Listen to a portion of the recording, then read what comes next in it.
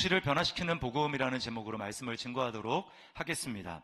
제가 이 말씀을 준비하고 묵상할 때 제 마음을 사로잡은 구절은 32절 말씀이었어요.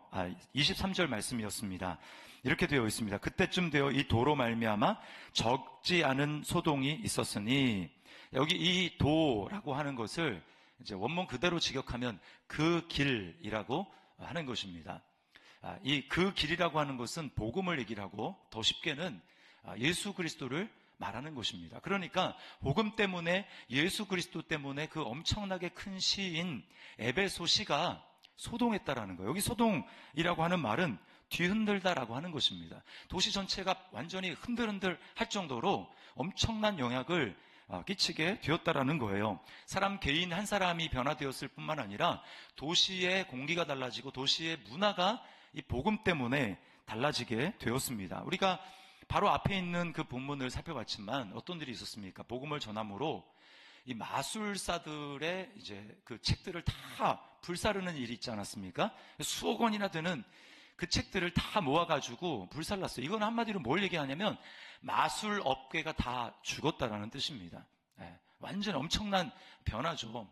그게 지금 변화가 계속되고 있는 거예요. 오늘 본문은 복음 때문에 은세공업자들이 데모를 하고 있는 장면입니다. 24절에 보면 은세공업자 데메드리오라고 하는 사람이 나와요. 근데 이 사람이 뭐 하는 사람이냐면 은으로 에베소에는 이제 아르테미스, 이제 여기는 아뎀이라고 나왔지만 여신인 아르테미스의 엄청난 신전을 있는 곳이 바로 에베소입니다. 저도 이제 성지순례를 갔는데 그때는 이제 기둥밖에 안 남아 있었어요. 근데 이때는 이제 신전이 있습니다. 그리고 그 이 신전이 어느 정도로 컸냐면 그 정식 규격의 축구장 있죠. 축구장보다 조금 큰 정도로 신전이 어마어마하게 큰 겁니다. 그래서 고대 7대 불가사의 중에 하나로 들어가는 게 바로 이 아데미 신전이었어요. 이렇게 대단한 그 신전을 모시고 우상을 섬기고 있는 사람들이었는데 이 은세공업자가 아데미 여신상을 만들고 그리고 또 신전의 모양을 만들어서 사람들에게 파는 겁니다. 그러면 사람들이 그걸 사다가 집에서 거기 절하고 우상을 섬기는 거죠. 그런데 바울이 복음을 전했는데 사람이 하나님 한 분만을 섬기는 것입니다. 그러니까 우상을 사지 않는 거예요. 그 은으로 만든 그 우상들을 사지 않으니까 이 업에 종사하는 사람들이 점점 이익을 잃고 위협을 받게 되어서 지금 데모를 하고 있는 겁니다. 여러분, 이게 아주 오랜 시간에 일어난 일이 아니에요. 바울이 지금 우리가 살펴봤지만 에베소에 머물러서 복음을 전한 시간은 3년이 채 되지 않습니다. 그런데 3년이 채 되지 않는 시간에 바울이 전한 복음으로 말미암아 도시 전체가 그냥 완전히 분위기가 달라져 버린 것입니다. 제가 이 말씀을 준비하면서 좀 돌아봤어요.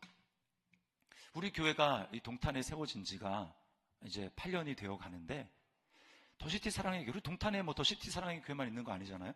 많은 교회들이 있는데 동탄은 과연 우리 교회, 그런 또 많은 교회들을 통해서 진짜 사람들 개인의 삶뿐만 아니라 이게 정말 문화를 바꾸고 도시 전체에 영향을 끼쳐서 도시를 정말 흔들고 있는가?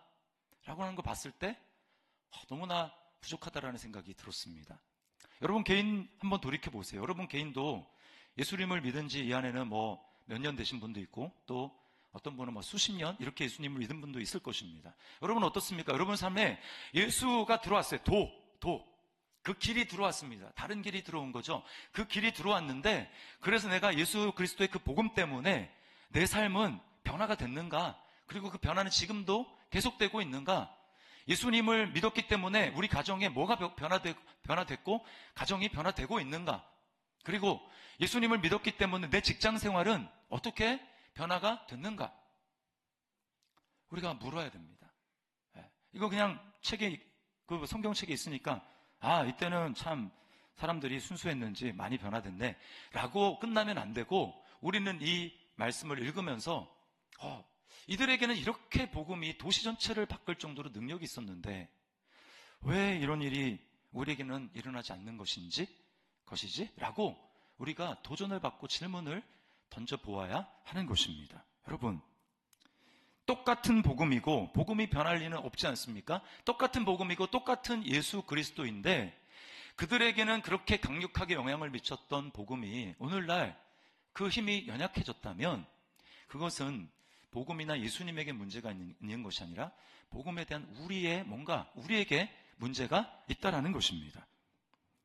우리는 복음을 재발견해야 돼요. 제가 개척을 준비하면서 복음을 다 안다고 생각했는데 다 안 것이 아니었습니다. 그리고 제가 알고 있는 복음은 단지 그냥 머릿속에 공식적으로 알고 있는 그냥 지식이었어요. 그러나 복음을 새롭게 발견하자 제가 달라지게 되었고, 제가 달라지니까 주변도 달라지더라고요. 근데 이게 한 번만 되는 것이 아니라 지속적으로 이루어져야 되고, 그 복음을 깨닫는 깊이가 점점 더 더해져야 되고 발견해야 되는 것입니다. 그럴 때 우리 삶이 변화되고 있고, 변화된 우리를 통해서 이 도시가 변화되게 될 줄 믿습니다. 그러므로 여러분, 도시를 변화시킬 정도의 복음이란 도대체 무엇인가?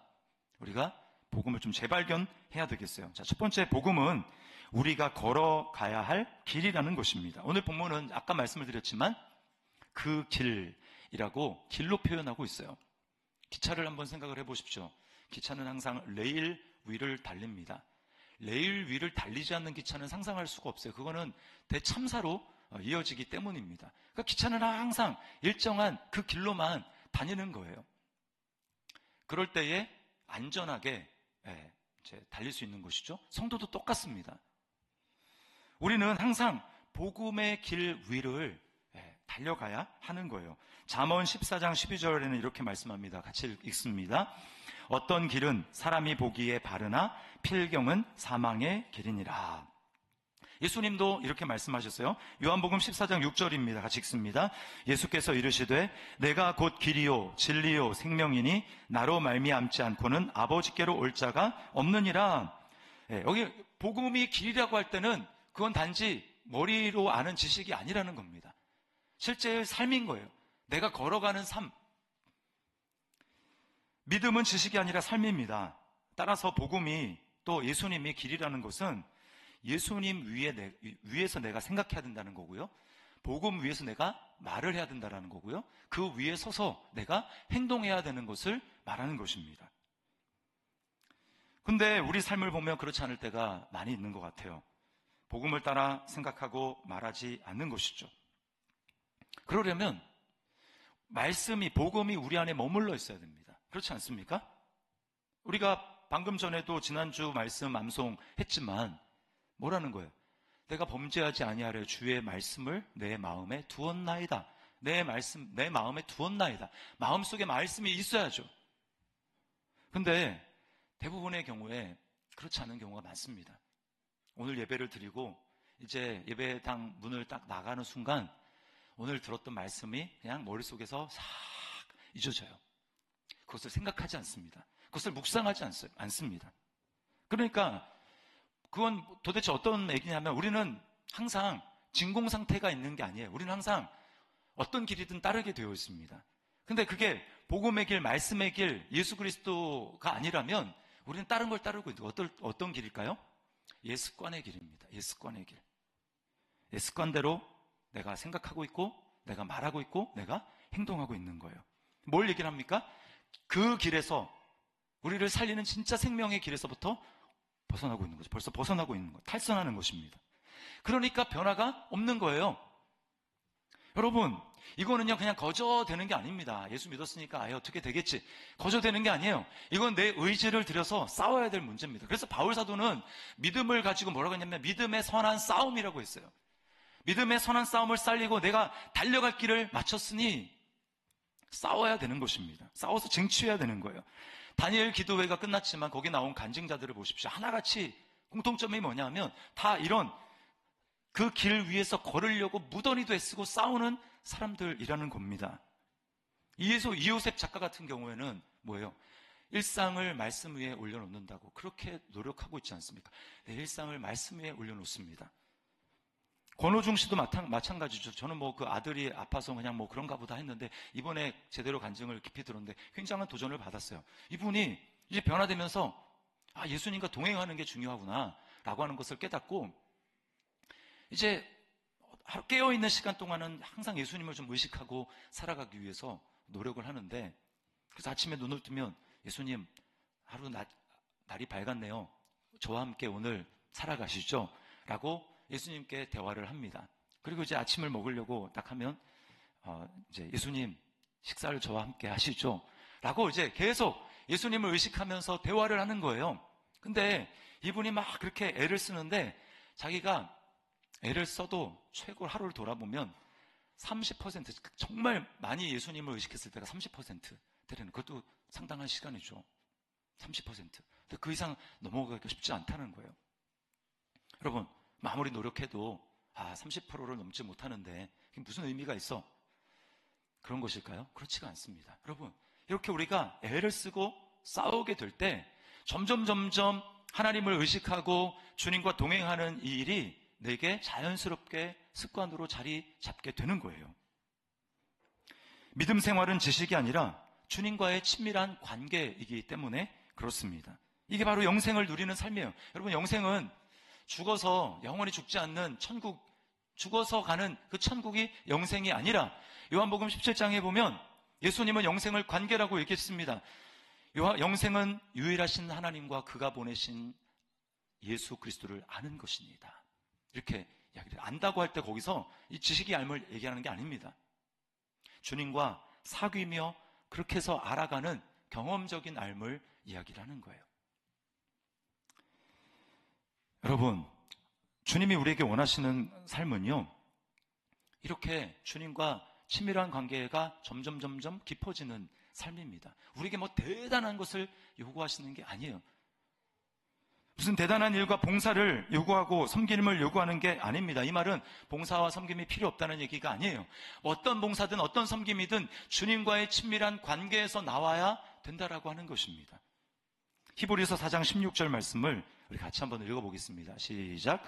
그러므로 우리는 긍휼하심을 받고 때를 따라 돕는 은혜를 얻기 위하여 은혜의 보좌 앞에 담대히 나아갈 것이니라. 네, 주님은 우리를 너무 만나고 싶어하는 거예요. 자녀들도 그렇지 않습니까? 우리가 자녀들과 함께 어떻게 시간을 보내려고 하고 밥을 한 끼라도 먹으려고 하고 시간을 내서 이렇게 대화를 하고 싶어 하잖아요. 주님도 똑같습니다. 우리에게 가장 원하시는 게 그거예요. 우리를 불러서 일 시키려고, 우리를 불러서 뭐 봉사시키고, 우리를 불러서 전도시키고, 그러려고 하나님이 저와 여러분을 부르는 게 아니고요. 우리와 교제하고 하나님이 얼마나 좋은 분이신지, 하나님의 사랑이 얼마나 놀라운지를 그걸 알고 그 사랑을 정말 알 때 거기서 섬김도 나오는 겁니다. 나도 주님이 원하시는 거 내가 좀 해드리고 싶다. 이런 마음이 사귐에서 나오는 거예요. 그런데 대부분은 어떻습니까? 너무 바빠요. 아예 하나님을 생각하지 않고 세상에서 바쁘게 보내시는 분들이 많습니다. 또 여러 가지 교회 안에서 섬김과 봉사를 하지만 어느 순간 그 자체가 그냥 일이 되어버리고 하나님과 마음을 나누지 않는 분들도 있습니다. 여러분, 복음을 지식으로 전락시키지 마십시오. 아무리 성경 공부를 많이 하고 아무리 직분을 많이 받아서 여러분이 뭐 장로가 되고 또 권사가 되고 목사가 된다 할지라도 그것이 내 주님을 깊이 알아가고 친밀하게 알아가는지 못하게 한다면 아무것도 아닌 거예요. 아무것도 아닙니다. 주님이 그렇게 말씀하시지 않습니까? 너희가 돌이켜 어린아이와 같이 되지 아니하면 결단코 천국에 들어가지 못하리라. 아이의 특징은 부모 없으면 못 사는 겁니다. 아이가 엄마가 없는 걸 딱 발견한 순간 아이의 반응은 뭐예요? 그냥 울어버리는 거죠. 이것처럼 세상에서는 성장하면 점점 부모로부터 독립해가지만 영적인 거는 거꾸로입니다. 성장하면 성장할수록 주님을 더 의지하고 주님을 더 찾고, 예전에서는 요용영어에서만 주님을 찾고 요용영어에서만 주님이 필요했는데 이제 신앙이 성장하고 보니까 아닌 거예요. 이것뿐만 아니라 여기서도 주님이 필요하고 여기서도 주님이 필요하고 주님, 내 삶에 주님이 없으면 안 됩니다 라고 주님을 간절히 찾고 의지하게 되는 것. 여러분, 이게 영적인 성장입니다. 그래서 주님이 우리에게 너희가 돌이켜 어린아이와 같이 되지 않으면 결단코 천국에 들어가지 못하리라 라고 말씀하는 거예요. 바라기는 우리 더시티 사랑의 교회에서 예배하는 모든 성도들은 날이 갈수록 주님 없으면 안 되는, 모든 삶의 영역에서 주님 없으면 안 되는 저와 여러분들 될 수 있기를 주님의 이름으로 축원합니다. 여러분, 그것이 바로 길 위를 걸어가는 믿음이에요. 그게 바로 복음입니다. 두 번째는 복음은 우상을 버리는 곳입니다. 자, 26절을 함께 읽어보겠습니다. 26절을 시작. 이 바울이 에베소뿐 아니라 거의 전 아시아를 통하여 수많은 사람을 권유하여 말하되 사람의 손으로 만든 것들은 신이 아니라 하니 이는 그대들도 보고 들은 것이라. 자, 이 사람이 지금 예수님을 믿는 사람 아닙니다. 지금 반대하기 위해서 데모하고 있잖아요. 근데 이 사람이 지금 뭐라고 하고 있습니까? 바울이 전하는 그 복음의 가장 중요한 핵심 중에 하나, 사람의 손으로 만든 것은 신이 아니다. 이거 핵심을 지금 캐치하고 있습니다. 이게 뭐냐면 바울이 복음을 전할 때마다 이 얘기를 했기 때문이에요. 여러분, 복음은 좋은 소식인데 그게 정말 우리에게 진짜 복음 좋은 소식이 되려면 우상을 버려야 됩니다. 이 두 가지는 반드시 같이 오는 거예요. 내가 예수님을 주로 섬긴다? 그 얘기 뭐예요? 이제까지 내가 다른 것을 주인으로 섬기던 걸 내가 내려놓는다라는 얘기죠. 두 가지가 동시에 있을 수가 없는 겁니다. 재물과 하나님을 겸하여 섬길 수 없느니라. 네. 바울 시대에 우상은요, 눈에 보이는 것이었어요. 아데미 여신, 그냥 눈에 딱 보입니다. 그렇기 때문에 예수님을 믿는다? 그러면 눈앞에 있는 그 우상을 치워버리는 거예요. 너무 명확했습니다. 그러나 우리 현대를 살아가는 저 여러분은 어떻습니까? 대한민국만 해도 이제 미신을 섬기는 사람 별로 없어요. 그렇기 때문에 우상이 눈앞에 보여져 있는 이런 무슨 금은 동, 나무 이런 걸로 막 만들어진 우상을 섬기는 사람 별로 없습니다. 우상이 다 내면화됐어요. 원래 그 고대 그리스 로마 시대에 신화들은요, 거기에 이제 신들이 엄청 많이 나오지 않습니까? 그 신들은 다 뭐냐면요, 내 마음속에, 인간의 마음속에 있는 욕망의 화신입니다. 제우스는요, 힘과 권력을 상징하는 거예요. 디오니소스는 쾌락과 향락을 상징합니다. 그러니까 내 마음속에 인간이 인식하고 있는 있었으면 좋겠다라고 생각하는 그 욕망의 수만큼 그 신들이 필요한 거예요. 그걸 만들어 놓고 이 신이 나에게 이런 욕망을 채워줄 거야. 그러니까 지금은 어떻게 됩니까? 눈에 보이는 건 없어졌지만 우리 마음속에 여전히 그 욕망이 있죠. 그 욕망이 있습니다.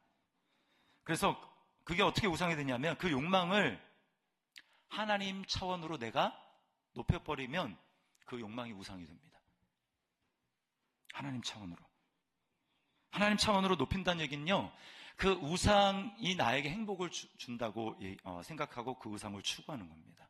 내 욕망. 그게 나한테 행복을 줄 거야. 그게 나한테 인생에 사는 의미를 줄 거야. 그거 없으면 나 의미가 없지. 인생을 살아가는 의미가 없지. 인생을 소망이 없는 거지. 라고 생각하는 그게 바로 내 안에 있는 욕망이라고 하는 우상입니다. 여러분, 우상과 하나님은 절대 함께 할 수 없어요. 왜냐하면 성경은 오직 우리에게 인생의 목적과 의미와 진정한 행복을 주시는 것은 다른 것이 아니라 오직 하나님 한 분만, 성경이 말하는 하나님 한 분만 주신다고 이야기를 하고 있기 때문에 그렇습니다. 여러분, 이 사실을 믿습니까? 하나님만 주실 수 있어요. 그러므로 사람들이 우상을 추구하면서 이게 있어야 내 인생 행복할 거라고 하는 거는요, 다 사실은 속는 겁니다. 그 우상이 속삭이는 그 속삭임에 속는 거예요. 우상은요, 거짓말을 합니다. 자기가 행복을 줄 수 있다고, 너의 인생에 의미를 줄 수 있다고 속여요. 성공해서 많은 돈을 벌고 높은 지위에 올라가면 행복할 거라고 우리를 속입니다. 또 많은 사람들의 인정을 받고 내가 인기를 얻고 유명한 인플루언서가 된다면 꼭 무슨 거기 유튜버 나오고 이런 인플루언서만 얘기를 하는 게 아니에요. 어떤 영역에 있어서는 내가 영향력을 끼치고 싶은 그런 영향력의 끼치는 자리에 올라가는 그런 인플루언서가 돼야 행복하다고 세상은 이야기를 합니다. 또 더 편안한 환경, 더 좋은 집, 더 좋은 차, 더 많은 즐길 거리, 노후가 확보되어 있는 명확한 삶, 이런 삶이 있어야 행복하겠다고 세상은 우리에게 속이고 있어요. 근데 거짓말입니다. 우리 김효진 씨가 간증을 했는데, 이분이 원래 개그우먼이잖아요. 개그우먼. 네. 아마 40대 이후부터는 이분을 아실 거예요. 네, 얼굴 보면. 이분이 모태신앙입니다. 그러니까 어렸을 때부터 꿈이 뭐였냐면 성공한 연예인이 되는 게 꿈이었어요. 연예인. 그리고 어떻게 나가게 된 TV 프로들마다 완전히 이제 대박이 나면서 이분이 20대 중반에 벌써 꿈을 다 잃어버렸습니다. 이 분을 모르는 사람이 없어요. 근데 이분이 그 간증을 할 때 최근에 사모가 된 겁니다. 사모가. 이분이 뭐라고 얘기하냐면, 그렇게 하면 행복할 줄 알았는데 갑자기 마음속에 허전함이 몰려드는 거예요. 자기는 이미 꿈을 이뤘는데 뭐지? 이게 다야? 인생이 이게 다인 거야? 나는 이미 꿈을 이뤘는데 이거 이루려고 내가 목표하고 달려왔는데 이게 다인 거야? 더 없는 거야? 그때부터요, 허전함이 막 물밀듯이 몰려오고 우울증이 찾아오고 술을 의지하지 않고는 하루를 살아갈 수가 없는 겁니다. 여러분, 이게 바로 우상인 거예요. 그렇게 되면 너가 행복할 거야 라고 이야기를 하지만 절대로 행복을 주지 않습니다. 여러분의 우상은 무엇입니까? 목사님, 저는 주님을 신실하게 섬기는데 제가 무슨 우상을 섬깁니까? 여러분, 그건 다 거짓말이에요. 다 거짓말입니다. 우상을 어떻게 발견할 수 있느냐? 오늘 본문이 우리에게 보여주는데요, 분노하는 대상이 있습니다. 이걸 내가 딱 뺏어가려고 하면 분노해요. 우리 집에 고양이는 장난감을 이렇게 뺏어가려면 막 소리를 지릅니다. 내게서 뭔가 빼앗길 때 화가 나는 것, 하나님 왜 내 인생에서 이걸 뺏어갑니까? 라고 뭔가 분노하는 것, 그리고 아직 없어지진 않지만 이게 없어지면 어떻게 하지? 라고 두려움이 드는 것, 염려가 되는 그것, 그 대상이 나에게 우상이에요. 오늘 에베소 사람들은 이렇게 이야기를 합니다. 28절을 같이 한번 읽어볼까요? 시작.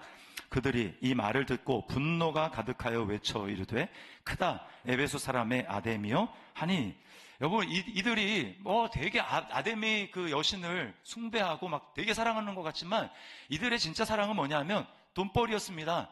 그 우상을 이용해서 내가 풍요로운 삶을 사는 것, 이것이 그들의 우상이었어요. 근데 복음으로 말미암아 지금 그게 뺏기게 생겼으니까 지금 열받아서 데모하는 겁니다. 분노하면서. 이들에게 우상은 풍요죠. 풍요. 여러분은 무엇을 빼앗기면 화가 납니까? 또 무엇을 내 인생에서 빼앗길까봐 여러분은 두렵습니까? 그게 바로 여러분의 우상입니다. GTX가 개통돼서 혹시 근처에 사시는 분 중에 개통이 되면 집값이 많이 오를 줄 알았는데 별로 안 올라가지고 여러분 화가 나는 분이 있습니까? 주식 이거 샀으면 이거 많이 올라야 되는데 안 올라서 오히려 막 폭락하고 있어서 열받는 분이 혹시 계십니까? 자녀가 정말 내 앞에 근심거리가 안 되려면 공부를 좀 잘해야 되는데 공부를 못 해가지고 시험 결과 때문에 낙심하고 열받는 분이 있습니까?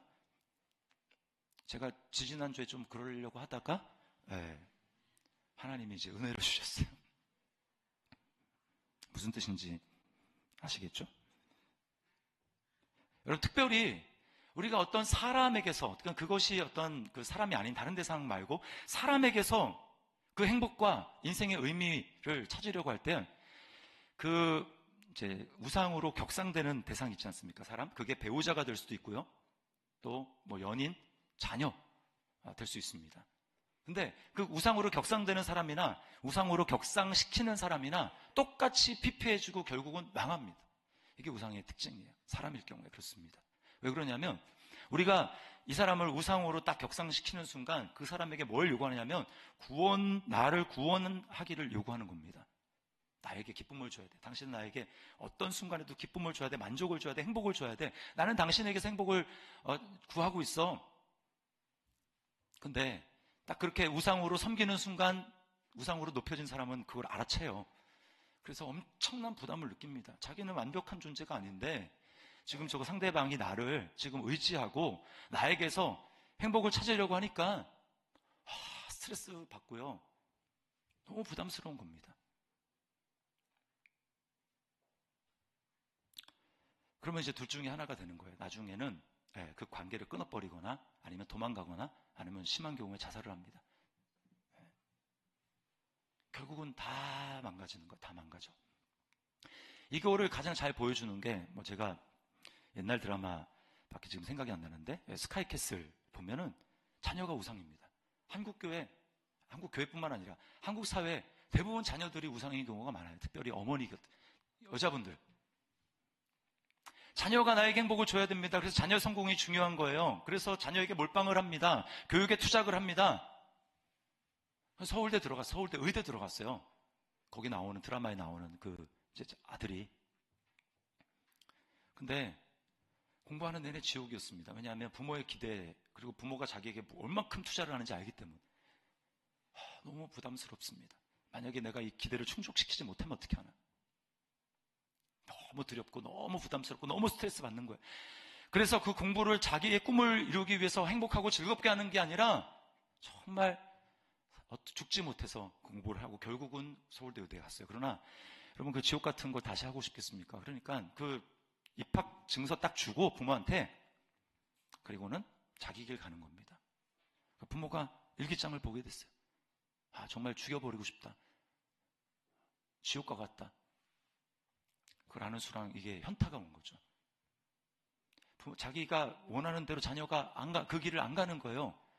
그게 하나님이고 그거에서 성공을 찾았는데, 그거에서 의미를 찾고 그거에서 행복을 찾았는데 그거 완전히 무너져 버린 거죠.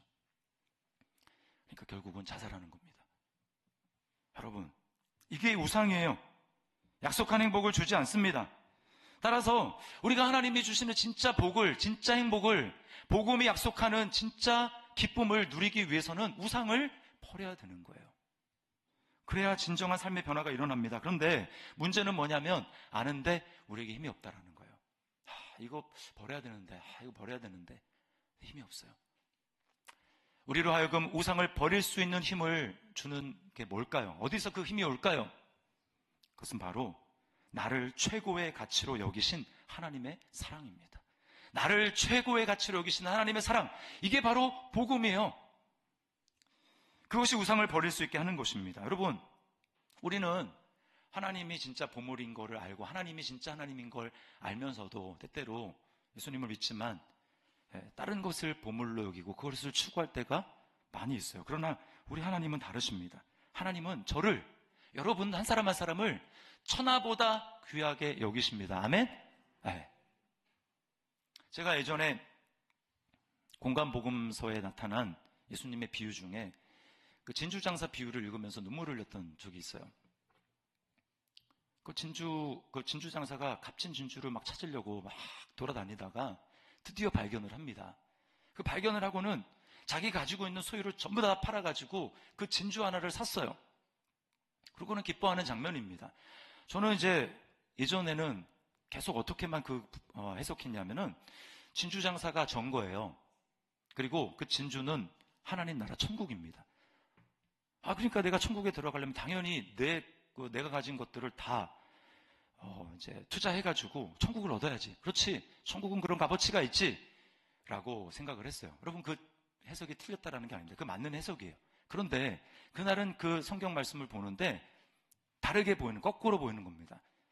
진주를 찾기 위해서 애쓰는 그 진주 장사가 바로 하나님으로 보이고요. 그리고 그 진주가 바로 나라는 거예요. 나. 하나님이 그것을 깨닫게 해주셨습니다. 내가 어디에 진짜 온 천하를 바꾸고도 내가 행복할 수 있는 그런 보화를 발견하기를 원하는데 어디 있나 막 찾다가 하나님이 저를 발견하신 거예요. 그리고는 하나님이 자신의 전 재산을 다 나한테 몰빵해가지고 나를 얻으셨어요. 나를 사셨어요. 이게 복음 이야기 아닙니까? 여러분, 나를 얻기 위해서 하나님이 투자하신 전 재산이 뭐예요? 그게 바로 하나님 자신의 생명입니다. 하나님의 아들의 생명입니다. 그것을 십자가에서 아낌없이 우리를 위해서 내어주심으로 말미암아 하나님이 우리를 자신의 소유로 얻으셨어요.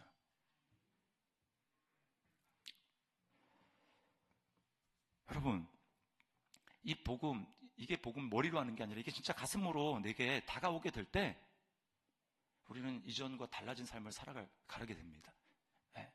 그냥 머리로 뭐 다 아는 건데, 이거는요 지식으로 지금 접근하고 있는 거예요.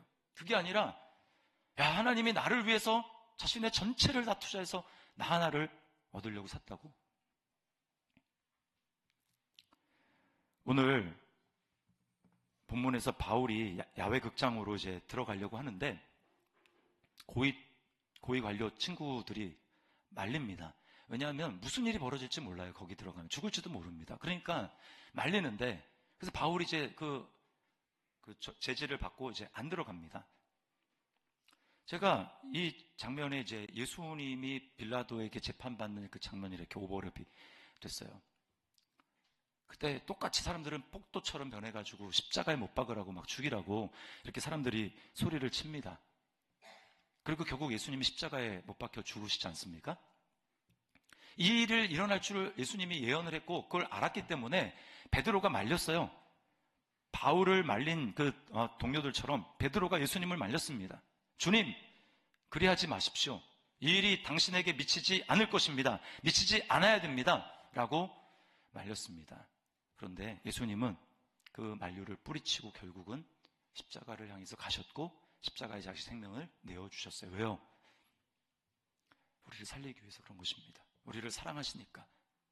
그 길 외에는 속아가지고 일평생을 계속 속고 속아서 여기에 진짜 기쁨이 있을까? 여기 진짜 행복이 있을까? 대상을 계속 바꾸어서 찾지만 거기서 행복과 기쁨과 인생의 의미를 찾지 못하는, 그리고는 일생을 다 허비해 버리고도 내가 잘못 살았네, 후회된다 인생, 그렇게 하는 우리 인생을 주님이 그렇게 허비하지 않기 위해서 예수님 안에서 하나님의 진정한 사랑과 하나님 안에서 발견되는 진정한 행복을 우리에게 주시기 위해서 예수님이 그 길을 가신 것입니다. 하나님의 세상을 이처럼 사랑하사 독생자를 주셨으니 이는 그를 믿는 자마다 멸망하지 아니하고 영생을 얻게 하려 하심이라. 여러분, 이 하나님의 사랑보다 더 강력한 힘이 없습니다. 중독의 끝판왕이라고 할 수 있는 마약 못 끊어요.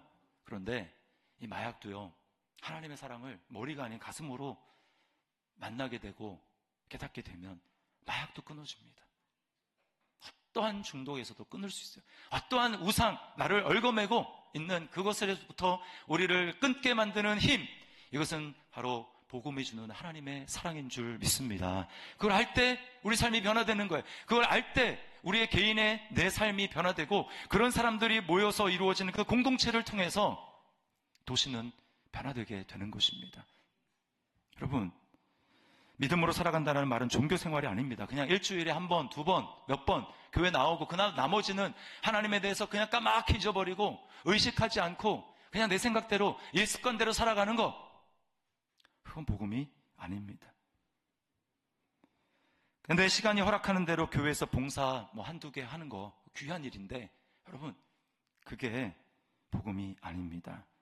복음은 나 하나 얻기 위해서 자신의 전부를 다 쏟아 부으신 그 하나님의 사랑을 깨닫고 마음으로 깨닫고 거기에 반응하는 삶이 복음으로 살아가는 삶인 거예요. 하나님의 사랑 때문에 감격해서 아침에 눈을 뜨면 주님, 오늘도 나를 사랑해 주심에 감사하고 오늘도 살아갈 가치가 있음에 감사합니다. 또 밥을 먹을 때 주님, 주님의 사랑으로 저희 이렇게 양식을 먹는데 주님의 사랑이 저의 진짜 양식입니다 고백을 하고, 또 자녀들을 양육할 때도 그 주님의 사랑에 반응해서 자녀들을 양육하고, 일터에서 일할 때도 예수 그리스도가 나에게 부어주신 그 사랑의 은혜에 그 동기로 일을 하고 내 모든 삶을 그 사랑의 바탕 위에서 생각하고 느끼고 말하고 행동하는, 여러분, 이것이 바로 나를 변화시키는 복음이라고 하는 것입니다. 지난주에 다니엘 기도회 이제 끝날 우리 한 분이 이제 성도님이 예배에 참석하고 그리고 갔는데 밤에 이제 잠을 자려고 누웠는데요, 주님이 갑자기 그렇게 말씀하시더래요. 너 지난 시간 나와 함께한 시간이 너에게 의미가 없는 시간이었니? 라고 물으시더래요. 깜짝 놀라가지고 그 순간 내가 예수님을 만나기 전부터 해가지고 그 지금까지의 삶이 쫙 하나님께서 생각나게 해주시면서 주님 앞에 통곡을 하고 회개하고 눈물을 흘렸다고 이야기를 합니다. 왜냐하면 그냥 교회에서 봉사도 하고 있고 여러 가지 섬김을 하고 있지만, 그런데 어느 순간 그게 그냥 일이 되어버렸고 하나님과 마음을 나누는 일은 없어지고, 그러니까 그냥 조금 기쁘고 많이 기쁘지 않고, 그리고 다른 곳에서 뭔가 좀 기쁨을 찾아보려고 하는 자신의 모습을 발견하게 하신 거예요. 그러면서 예수님을 믿기 전에 가정을 이루고 정말 꿈을 꾸면서, 무지개 꿈을 꾸면서 그렇게 살았는데 남편이 그냥 다 날려버리고 돈 다 날려버리고 이제 길거리에 내앉게 돼가지고, 야, 인생에 살 소망이 없구나. 그래서 그냥 자살하려고 하는 그런 자신을 예수님이 만나주셔서 환경은 크게 달라진 것이 없지만 내 인생 가운데 찾아오신 예수님, 그 사랑을 알게 하여 주시고 내가 얼마나 소중한 존재인지, 내가 하나님께 얼마나 값진 존재인지를 알게 하시고, 그래서 하나님이 주시는 사랑과 은혜와 평강과 기쁨과 감사를 누리면서 이제껏 주님을 섬기면서 살았던 그 순간순간의 기억들을 하나님이 생각나게 해 주셨던 것입니다. 이분이 회개하면서, 주님, 제가 어떻게 하다 보니까 주님을 잃어버린 것 같네요. 그러면서 회개하고 다시금 돌이켰어요. 여러분, 복음의 길을 우리도 걷지 않게 될 수 있습니다. 우리를 변화시키는 복음, 그리고 더 나아가서 도시를 변화시킬 수 있는 이 강력한 복음은, 여러분, 우리가 지식이 아니라 매일매일의 그 복음을 길로 삼아 걸어가는 것인 줄 믿습니다. 그리고 우상을 버리고 나에게 거짓 약속만 하는 그 헛된 거짓에 속지 않고 우상을 날마다 버리고, 그리고 날마다 그것을 버릴 수 있는 힘과 나에게 능력과 사랑을 베푸시는 그 주님을 기억하면서, 여러분, 우리가 계속해서 그 길을 걸어가게 될 때 하나님이 저 여러분을 만나주시고 이제껏 변화시켰던 것처럼 우리의 삶이 앞으로도 놀랍게 변화되게 될 줄 믿습니다. 아직 우리에게 전성기, 신앙의 전성기는 오지 않았어요. 첫사랑보다 더 놀라운 하나님의 은혜가 예비되어 있습니다. 우리 더시티 사랑의 길을 통해서 이렇게 동탄이 변화되게 될 줄 믿습니다. 우리 이 시간 하나님 앞에 찬양하며 나가도록 하겠습니다. 우리 찬송 옳은 길 따르라 의의 길을 이라는 찬양이 있는데, 여기 길이라는 말이 계속 반복이 됩니다. 이 길을 우리 걸어가게 될 때 후렴에 어떤 가사가 나오냐면, 어두운 밤 지나고 동튼다 환한 빛 보아라 저 빛 주 예수의 나라 이 땅에 곧 오겠네 오겠네. 내 마음에 하나님 나라가 임하게 될 때 우리가 변화되게 되는 것입니다. 우리 찬양 우리 하나님 앞에 고백하며 나가겠습니다.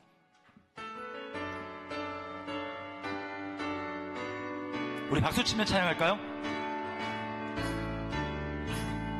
옳은 길 따르라 의의 길을, 세계 만민의 참된 길, 이 길 따라서 살기를 온 세계에 전하. 아멘.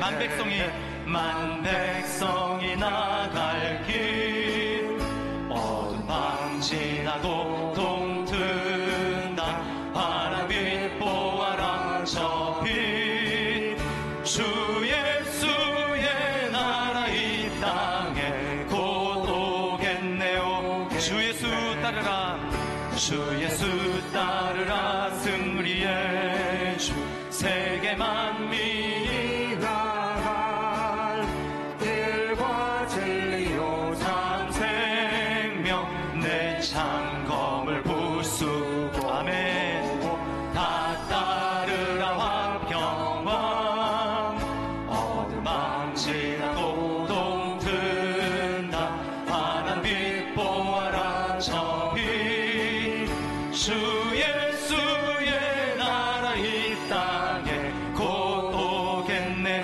놀라운 이 소식 알리어라 놀라운 이 소식 알리어라, 세계 만민을 구하려 내 주 예수를 보내신 참 사랑의 아멘. 만 백성이 따를 길, 어두운 밤 지나고 동튼다 환한 빛 보아라 저 빛, 주 예수의 나라 이 땅에 곧 오겠네요.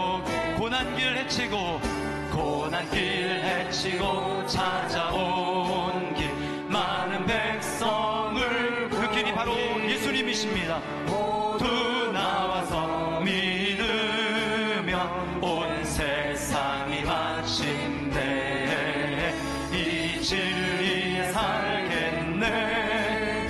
어두운 밤 지나고 동튼다 환한 빛 보아라 저 빛, 주 예수의 나라 이